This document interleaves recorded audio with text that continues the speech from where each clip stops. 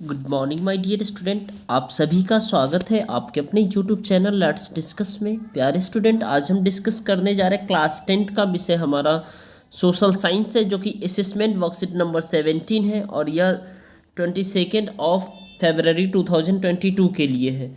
तो प्यारे स्टूडेंट, ये टोटल मार्क्स 20 मार्क्स के हैं, जो कि बेहद ही इंपॉर्टेंट वर्कशीट है। और आज का वर्कशीट आपका ग्लोबलाइजेशन है, मल्टीनेशनल कंपनी के ऊपर है, लिबरलाइजेशन है।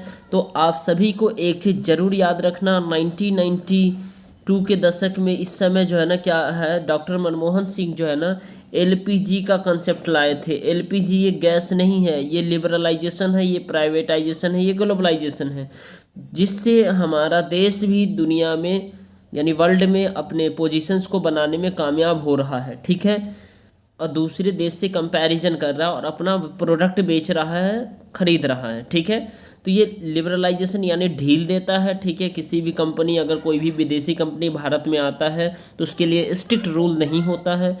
प्राइवेटाइजेशन, जितने भी कंपनी या जितने भी उद्योग है, मतलब उसको प्राइवेट कर दे तो उससे क्या होगा, बेनिफिट होगा। ग्लोबलाइजेशन ग्लोबलाइजेशन यानी दुनिया के बाजार में अपने प्रोडक्ट को बेचो, खरीदो। ठीक है, अब देखिए ये इस स्टेंजा को आपको रीड करना और फिर बताना है इसमें से। ठीक है, तो ग्लोबलाइजेशन क्या है, एक रैपिड इंटीग्रेशन ऑफ कंट्रीज है, यानी बहुत तेज व्यापक प्रक्रिया है जो कि कई देशों को एक साथ जोड़ लेता है। ठीक है, ये होता है ग्रेटर फॉरेन ट्रेड के लिए और फॉरेन इन्वेस्टमेंट के लिए। यानी आप अगर दूसरे देश में जाते हो इन्वेस्टमेंट करने के लिए तो आप दूसरे देश के हो गए, दूसरे देश के अगर इंडिया में आते हैं तो दूसरे वो फॉरेनर हो गए। ठीक है, तो कहने का मतलब एमएनपी मल्टीनेशनल कंपनी जो है ना मेजर रोल प्ले कर रहा है ग्लोबलाइजेशन में। ठीक है, और ज़्यादा से ज़्यादा ये जो है ना क्या कर रहा है, जो है ना अपने कंफर्टेबल जोन को ढूंढता है, लोकेशंस को ढूंढता है वर्ल्ड में, ताकि वो सस्ता वाला पे हो और वहाँ पे बेहतर प्रोडक्शन कर सके। ठीक है, as a result production is being the organise in complex base. और टेक्नोलॉजी जो है ना प्रैक्टिकली जो है ना पर्टिकुलरली जो है ना आईटी में, आईटी और टेक्नोलॉजी का बहुत बड़ा रोल है जो है ना एमएनपी या ग्लोबलाइजेशन में। ठीक है, it has plays a big role in organisations productions across the countries. In addition liberalisation of trade and the investment has the facilitated globalisation. और लिबरलाइजेशन जो है ना ग्लोबलाइजेशन को फैसिलिटेट करने में काफ़ी हेल्प करता है, क्योंकि रिस्ट्रिक्ट रोल होता है ग्लोबलाइजेशन का, बट उसमें लिबरलाइजेशन आता है तो हर एक कंपनी किसी भी देश में जाकर के अपना व्यापार कर सकती है। और वो वहाँ उस देश के जो है ना रूल के अकॉर्डिंग, और रूल उसके लिए कोई खास नहीं होता, ऐसा होता है, बहुत फ्लेक्सिबल होता है, उसे हम लिबरलाइजेशन कहते हैं। तो ये बैरियर जो है ना ट्रेड के बैरियर को कम करता है। ठीक है, और इंटरनेशनल लेवल तक ये क्या करता है, एक देश से दूसरे देश में जाकर के अपना बिजनेस को जो है ना कि स्प्रेड कर, यानी वो जो है ना क्या करते हैं, फैलाता है, इंक्रीज करता है। WTO world trade organisation put pressures on the developing countries to liberalize trade and the investment, while the globalization has benefited well of consumers and also producers with skills educations। यानी जो कहते हैं globalisation जो है ना well consumers के, अच्छे consumers के लिए काफ़ी बेनिफिटेड है, जो कि स्किल्ड है, जो कि एजुकेटेड है, जिसके पास धन है, और मैनी स्मॉल प्रोड्यूसर्स के लिए और वर्कर के लिए भी है। बट इसमें जो है ना उन वर्कर के लिए नहीं होता है, उन वर्कर के लिए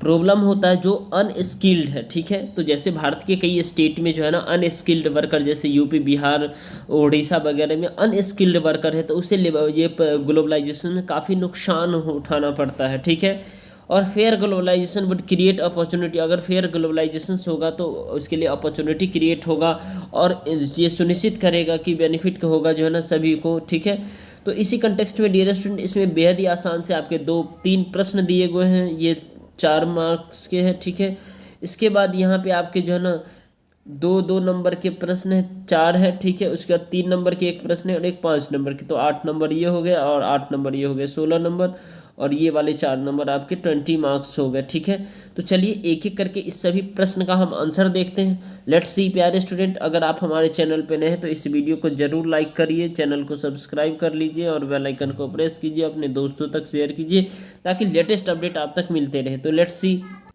क्वेश्चन नंबर फर्स्ट है, read the extract and the answer the following question, जो कि पैसेज में था, इसको हम पहले देखते हैं। Describe the term globalisation in your words, यानी अपने वर्ड में ग्लोबलाइजेशन को आप डिस्क्राइब कीजिए। ठीक है, तो ग्लोबलाइजेशन एक word use to describe the growing independence of the world's economics, countries and the populations brought about by the cross border trade in the goods and services, technology and flows in the investment, peoples and information। कहने का मतलब है जो है ना dear student, globalisation जो है ना एक पूरे इंडिपेंडेंट वर्ड है, ठीक है, जो कि पूरे दुनिया में ये जो है ना इकोनॉमिक के टर्म में, कल्चर के टर्म में, पॉपुलेशंस के टर्म में जो है ना क्या कहते हैं, ये सब जो है ना ट्रेड के लिए यूज होता है, ठीक है। जैसे सर्विसेज के लिए, टेक्नोलॉजी के लिए इन्वेस्टमेंट करता है लोग, तो ये आप आसानी से इसे नोट डाउन कर सकते हैं, बहुत इंपॉर्टेंट क्वेश्चन है ये, ठीक है। अगला है describe the role of the MNP in globalisation, यानी मल्टीनेशनल कंपनी का रोल आपको डिस्क्राइब करना है। तो मल्टीनेशनल कंपनी जो है ना बहुत बड़ा इंपॉर्टेंट रोल प्ले करता है। लोकल प्रोड्यूसर जो है ना directly even after the being miles apart this integrated the market, जो कि लोकल प्रोड्यूसर यहाँ तक पहुँच पाता है और इससे इंटीग्रेट करता है, मार्केट जोड़ता है, ठीक है। और working the leader to exchange of the investment को एक्सचेंज करता है, प्रोडक्ट को with the leads to interchange interconnection between the diverse and countries. कहने का मतलब ये भी जो है ना एमएनपी बहुत बड़ा रोल प्ले करता है, ठीक है, अलग अलग कम्युनिटी के लिए भी। How does the technology help in globalisation, technology globalisation में कैसे हेल्प करता है। सिंस टेक्नोलॉजी इम्प्रूव एफिशिएंसी, यानी टेक्नोलॉजी एफिशिएंसी अगर इम्प्रूव होता है तो process of the exchange has become faster and the cheaper, this help the globalisation. And now question number, answer the following questions, ये जो है ना काफ़ी इंपॉर्टेंट क्वेश्चन है, ये आपके प्रश्न है। तो चलिए, what is do you mean by globalisation. Globalisation is defined as integrations between the countries through the foreign trade, यानी एक तरीके का इंटीग्रेशन है कंट्री और फॉरेन ट्रेड के बीच, इन्वेस्टमेंट के बीच, मल्टीनेशनल कंपनी को ऑपरेटर के बीच, ठीक है। अगले प्रश्न है प्यारे स्टूडेंट, लगता है ये वीडियो आपके लिए हेल्पफुल है तो इसे जरूर लाइक करें डियर स्टूडेंट, चैनल पे नए तो चैनल को सब्सक्राइब करें और वीडियो को शेयर कर दीजिए, ठीक है। What is world trade organisation, world trade organisation क्या होता है। तो world trade organisation is the only global international entity that deals with the rules and the regulations related to the international trade between the different countries. It was established on the January 1, 1995 और इस Geneva में इसका headquarter है। कहाँ है? Geneva, Geneva याद रखेंगे dear student, ठीक है, जेनेवा में इसका हेडक्वार्टर है। व्हाट इज एमएनपी, एमएनपी क्या है, मल्टीनेशनल कंपनी क्या है। तो MNP is a company that owns control production in more than one nations, यानी एक से अधिक कंट्री में ये क्या करता है, कंट्रोल करता है, जो है ना क्या करता है उसकी कंपनी का, ठीक है। This company setup of office and the factories, और ऑफिस और फैक्ट्री एस्टेब्लिश करता है फॉर प्रोडक्शन के लिए, foreign region where they can get cheap labour and other resources, ठीक है। अगला प्रश्न है व्हाट इज लिबरलाइजेशन, लिबरलाइजेशन क्या होता है, आपको ये बताना है। लिबरलाइजेशन एक तरीके का प्रोसेस होता है, means of elimination of control of a state over economic activities, and it provide greater autonomy to the business enterprises in decisions making and the eliminate the government interference, यानी government के interference को कम करता है, ठीक है। Decision making easy होता है इसका बिजनेस, ताकि डील हो पाए, सिंपल सी बातें हैं, ठीक है। नाउ नेक्स्ट क्वेश्चन है foreign trade integrate the market in different countries, support this statement. तो फॉरेन ट्रेड देखिए, फॉरेन ट्रेड जो है ना provide opportunity for both producer and buyer के लिए है, reach the beyond the domestic market own country, goods travel for one's country to another for the buyers and the import of the goods produced in another country, and it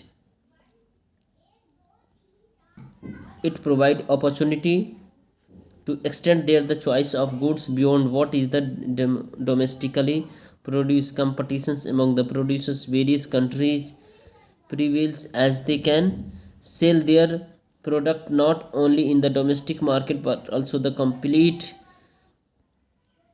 in market of other countries. Thus the foreign trade has been the main channel connecting countries for exchange. That the Silk Route connect India and the South Asia to market in the both of the east west.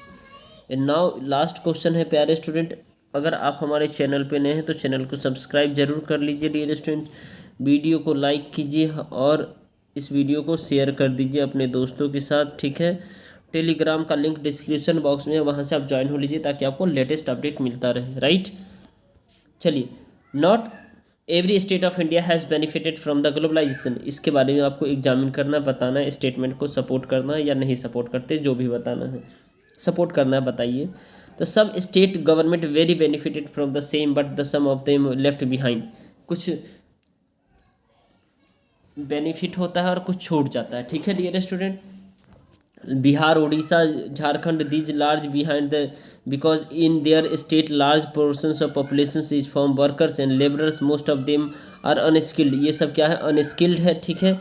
There is a very few special economic zone in the state, so due to lack of the industry these states left, ये left लिखो, left behind in the globalisation, ठीक है। चलिए dear student, इस video को ज़रूर से ज़रूर लाइक करें, अपने दोस्तों तक शेयर करें, चैनल पे नहीं तो सब्सक्राइब करें और ज़्यादा अपडेट के लिए टेलीग्राम चैनल को ज्वाइन कर लीजिए, जिसका लिंक डिस्क्रिप्शन बॉक्स में मिल जाएगा। तो चलिए फिर मिलते हैं अगले अपडेट के साथ, तब तक के लिए bye bye, take care, have a nice day.